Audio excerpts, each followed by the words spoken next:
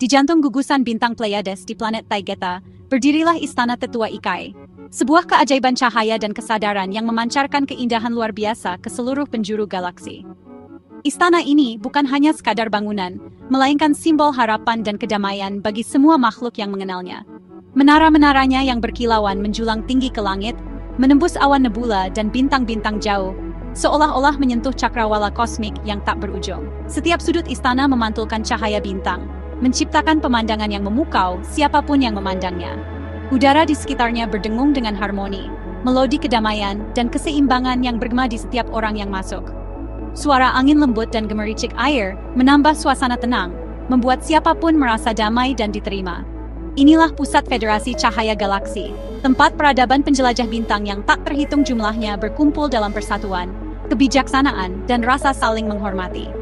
Setiap makhluk dari berbagai dunia dan dimensi datang membawa harapan dan cerita mereka sendiri.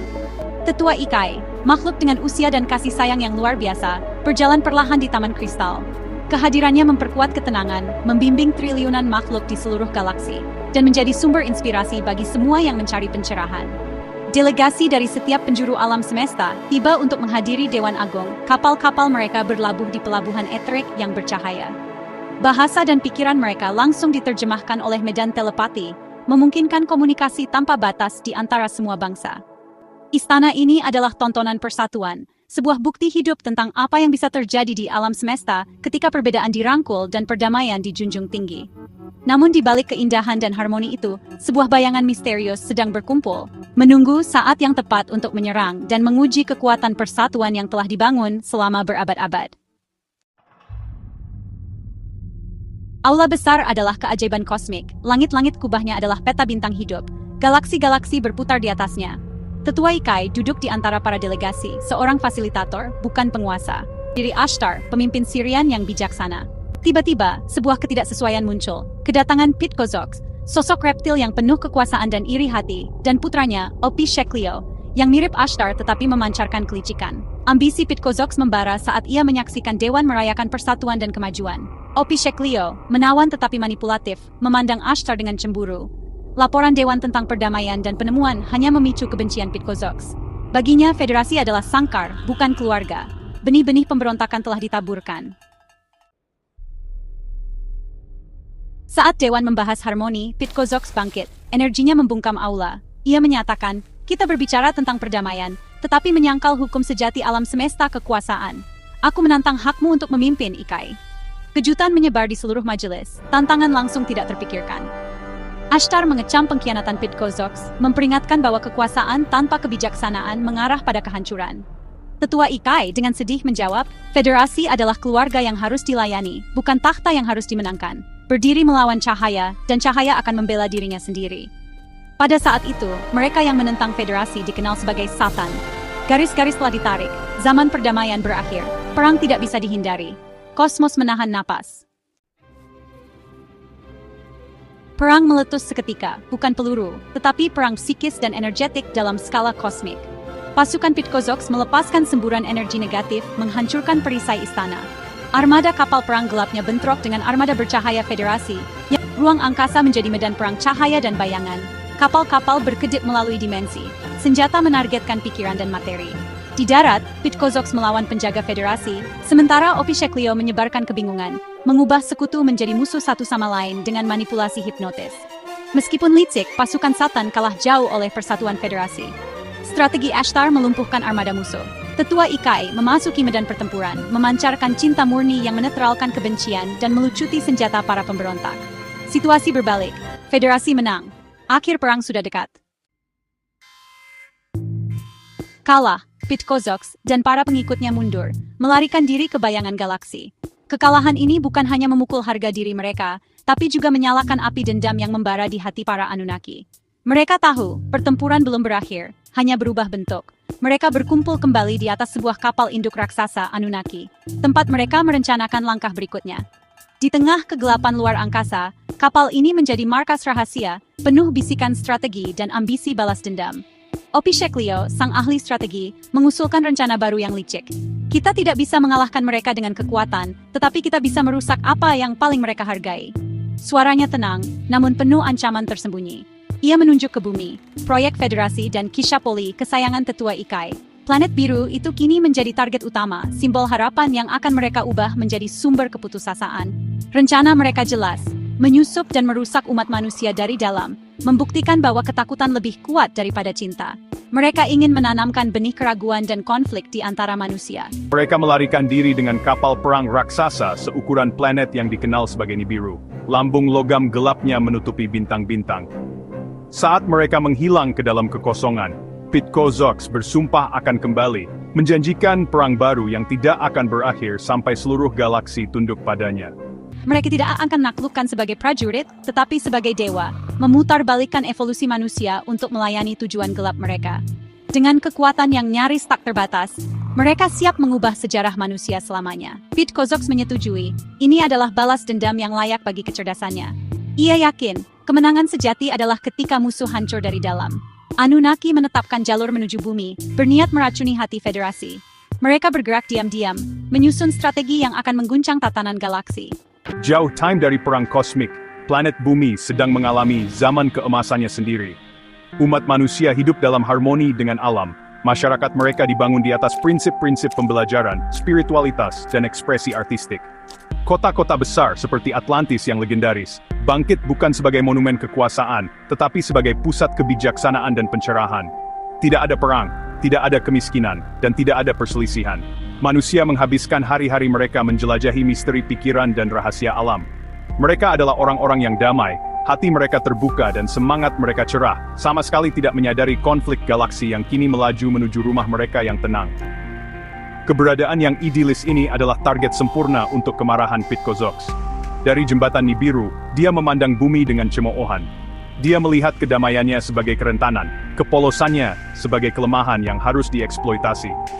Dia melihat dunia yang matang untuk ditaklukkan, tempat di mana dia bisa membangun fondasi baru untuk kerajaannya, dan memperbudak populasi yang tidak tahu apa-apa tentang perang antar bintang. Rencananya sederhana dan kejam. Dia akan menghancurkan zaman keemasan mereka, mematahkan semangat mereka, dan membentuk kembali dunia mereka dalam citra gelapnya sendiri. Bayangan kapal besarnya mulai jatuh ke planet yang tidak curiga, pertanda kekacauan yang akan datang. Serangan itu datang tanpa peringatan. Nibiru memasuki atmosfer bumi, kehadirannya yang sangat besar mengganggu iklim planet yang rapuh. Langit berubah dari biru damai menjadi merah badai yang menakutkan. Gempa bumi mengguncang benua, tsunami menghantam pantai, dan gunung berapi meletus dalam protes berapi-api. Kota-kota indah umat manusia runtuh di bawah bencana alam yang dilepaskan oleh teknologi Pitkozoks. Kepanikan dan kebingungan menyebar seperti api. Orang-orang bumi, yang hanya mengenal kedamaian, tidak dapat memahami sumber malapetaka yang tiba-tiba dan dahsyat ini. Dunia mereka terkoyak di depan mata mereka. Manusia tidak sebanding dengan penjajah kosmik ini. Masyarakat damai mereka tidak memiliki pasukan, tidak ada senjata perang. Mereka hanya bisa menonton dengan ngeri saat zaman keemasan mereka terbakar menjadi abu, digantikan oleh pemerintahan brutal seorang tiran dari bintang-bintang. Zaman cahaya telah berakhir, dan malam yang panjang dan gelap mulai menyelimuti bumi. Saat gelombang kehancuran awal mereda, strategi baru yang lebih berbahaya diterapkan. Pitkozoks tetap menjadi sosok teror, raja yang jauh dan penuh amarah. Namun putranya Opisheklio turun di antara para penyintas dengan pendekatan yang berbeda. Dia muncul bukan sebagai penakluk, tetapi sebagai penyelamat. Menggunakan kemampuan canggihnya, dia melakukan mukjizat. Dia menangkan badai yang diciptakan ayahnya, menyembuhkan luka yang ditimbulkan oleh tentaranya sendiri, dan mewujudkan makanan untuk orang-orang yang kelaparan. Dia menampilkan dirinya sebagai makhluk ilahi, dewa perkasa yang datang untuk menyelamatkan umat manusia dari kekacauan. Trik itu sangat efektif. Manusia yang ketakutan dan putus asa, dunia mereka hancur dan pemahaman mereka tentang realitas rusak, sangat ingin percaya. Mereka belum pernah menyaksikan kekuatan seperti itu sebelumnya. Opisheklio tampan, karismatik, dan kata-katanya seperti madu, menjanjikan keamanan dan kembalinya kemakmuran di bawah perlindungan ilahinya. Dia memberitahu mereka bahwa dia telah mengalahkan kekuatan gelap yang telah menghancurkan dunia mereka, dengan hati-hati menyembunyikan fakta bahwa dia adalah bagian dari kegelapan itu sendiri. Orang-orang mulai menyembahnya, membangun altar atas namanya, dan menawarkan pengabdian mereka yang tak tergoyahkan, tanpa sadar tunduk kepada salah satu penghancur mereka. Penipuan ini menanamkan benih kebingungan yang mendalam. Sementara banyak yang dengan bersemangat mengikuti dewa baru mereka, beberapa tetap skeptis.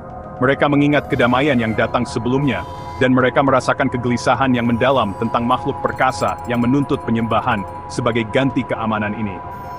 Bisikan keraguan mulai beredar di antara reruntuhan. Apakah Opis Sheklio benar-benar dewa, ataukah dia sesuatu yang sama sekali berbeda? Apakah tatanan baru ini adalah hadiah, ataukah itu sangkar emas? Umat manusia terpecah, terjebak antara keyakinan buta dan kecurigaan yang menggerogoti, tidak dapat membedakan teman dari musuh. Perang yang dimulai di surga, kini menemukan teater baru yang tragis di bumi. Konflik itu tidak lagi hanya tentang kapal dan ledakan energi, itu adalah pertempuran untuk jiwa umat manusia. Saat Opis Sheklio mengukuhkan pemerintahannya, garis antara kebaikan dan kejahatan menjadi sangat kabur bagi orang-orang bumi. Mereka memandang ke langit badai, hati mereka dipenuhi dengan campuran kekaguman, ketakutan, dan kebingungan. Mereka adalah pion dalam permainan kosmik yang tidak mereka pahami. Masa depan mereka tergantung pada keseimbangan saat perjuangan abadi antara cahaya kebenaran dan bayangan penipuan terus berkecamuk. Panggung telah diatur untuk jenis perang baru, perang yang tak lagi mengandalkan senjata, melainkan manipulasi dan tipu daya. Umat manusia akan menjadi medan pertempuran, tanpa pernah menyadari ancaman yang mengintai dari langit. Eksperimen terbesar Federasi kini menjadi kerentanan terbesarnya. Bayangan bergerak menuju bumi, membawa ancaman yang bisa mengubah segalanya. Sebelum kedatangan Anunnaki, bumi berkembang pesat di zaman keemasan. Atlantis, sebuah peradaban global yang damai dan berkesadaran tinggi. Dibimbing oleh Federasi, manusia hidup dalam harmoni, menggunakan telepati dan manipulasi energi, penjaga planet yang bersemangat. Penduduk Atlantis berkomunikasi dengan saudara bintang mereka, merangkul hukum kesatuan, semua kehidupan saling terhubung.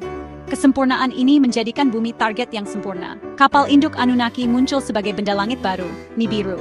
Penduduk Atlantis, polos dan terbuka, menyambut para pengunjung, tidak menyadari bahaya. Mereka bersiap untuk perayaan, bukan penaklukan. Benih-benih kehancuran mereka telah tiba. Pitkozoks dan Opis Sheklio tiba bukan sebagai penakluk, tetapi sebagai aktor dalam penipuan kosmik. Pitkozoks berperan sebagai penjahat, melakukan serangan untuk menanamkan ketakutan. Opis Sheklio berpura-pura sebagai penyelamat, memukau dengan mukjizat dan karisma, menuntut penyembahan sebagai imbalan atas perlindungan. Bagi masyarakat yang tidak terbiasa dengan kebohongan, manipulasi itu sangat menghancurkan. Perpecahan terbentuk, beberapa merasakan penipuan, tetapi banyak yang tergoda oleh tontonan dan janji keselamatan. Opis Sheklio mengajarkan ritual, meyakinkan manusia untuk mengarahkan energi mereka keluar, melemahkan kekuatan mereka sendiri. Penduduk Atlantis mulai melihat diri mereka kecil. Opis Sheklio sebagai maha kuasa. Warisan ilahi mereka terlepas. Penipuan ular itu hampir selesai. Kejatuhan umat manusia telah dimulai. Seiring dengan meningkatnya penyembahan, tuntutan Opis Sheklio meningkat. Pertama hewan, lalu pengorbanan manusia. Ketakutan dan ritual darah merusak Atlantis, memecah belah masyarakat dan mencemari energi planet. Hukum kesatuan dilupakan, kecurigaan dan kontrol menggantikan persatuan. Kesadaran umat manusia anjlok, energi mereka disedot oleh Anunnaki. Federasi campur tangan. Energi negatif mengacaukan bumi, memicu gempa bumi dan banjir yang dahsyat. Atlantis hilang di bawah gelombang, ingatannya memudar menjadi mitos. Rencana Pitkozoks berhasil, surga hancur. Para penyintas tersebar, ingatan mereka terhapus, direduksi menjadi bertahan hidup. Eksperimen besar berakhir dengan tragedi. Bayangan itu tetap ada. Ujian umat manusia baru saja dimulai. Di tengah kehancuran Atlantis, Federasi melancarkan serangan besar-besaran, menaklukkan kota yang telah lama menjadi simbol kekuatan dan misteri. Dalam kekacauan itu, Pitkozoks dan Opis Sheklio akhirnya tertangkap. Dua sosok yang selama ini menjadi dalang di balik bayang-bayang konflik. Mereka dipenjara di bawah Antartika, di fasilitas bawah tanah yang dijaga ketat, jauh dari jangkauan dunia luar dan cahaya matahari. Meski kekuatan mereka dibatasi, pengaruh gelap mereka tidak sepenuhnya terhapus. Beberapa pengikut setia berhasil melarikan diri dari penjara, membawa sisa-sisa ajaran lama. Mereka bersembunyi di kedalaman bumi, di gua-gua tersembunyi dan lorong astral, menunggu kesempatan untuk kembali. Sementara itu, Tetua Ikai dihadapkan pada pilihan yang sangat berat, menghapus semua kegelapan dari dunia, atau membiarkan sedikit kegelapan tetap ada sebagai ujian bagi kehendak bebas manusia. Ia merenung dalam keheningan, menyadari bahwa tanpa tantangan, cahaya takkan pernah benar-benar dipilih. Akhirnya, ia memilih yang terakhir, membiarkan umat manusia menentukan sendiri jalannya. Setiap individu harus memilih cahaya dengan kesadaran penuh. Kegelapan kini hanya bisa berbisik, menggoda manusia dengan ketakutan, keraguan, dan perpecahan yang halus namun mematikan. Warisan pengkhianatan itu tetap hidup, bergema dalam agama-agama dan sistem yang dibangun di atas rasa takut dan keinginan untuk mengontrol. Namun, percikan hukum kesatuan tetap menyala di setiap hati manusia, menjadi harapan yang tak pernah padam.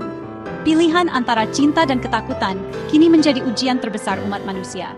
Federasi tetap mengawasi dari kejauhan, menunggu hari ketika Kishapoli akhirnya mengingat jati dirinya yang sejati dan memilih untuk berjalan di jalan cahaya, membawa perubahan bagi seluruh dunia.